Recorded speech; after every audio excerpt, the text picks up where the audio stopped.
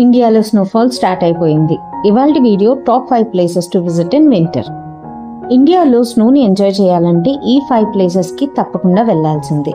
Snowfall అనగానే first గుర్తొచ్చే place Jammu and Kashmir. ఇక్కడ చూడాల్సిన ప్లేసెస్లో ఒకటి లడాక్.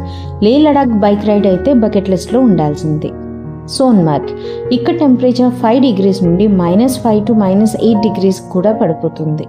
ఇక్కడ snow bike riding, skiing, sledging లాంటి యాక్టివిటీస్ చేయొచ్చు.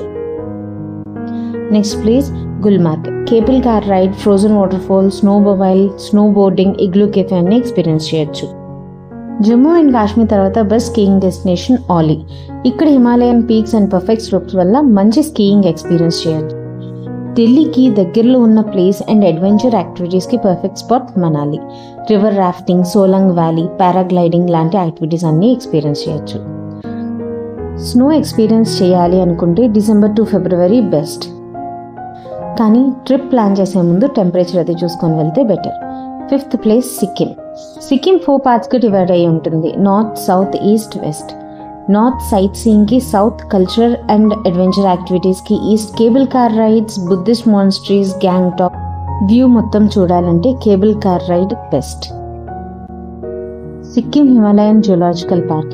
హిమాలయన్ స్పీషీస్ని చూడొచ్చు. ఇక్కడ MG Marg is the main mall road.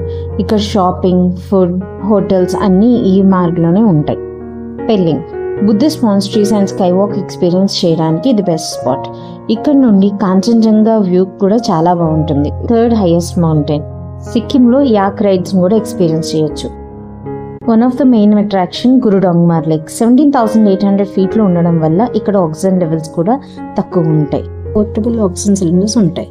So మీరు ఈ వింటర్ వెకేషన్ ఎక్కడికి ప్లాన్ చేసుకుంటున్నారు? Let me know in the comment section. ఈ ఇన్ఫర్మేషన్ కనుక మీకు నచ్చితే please like, share and subscribe. Thank you for watching.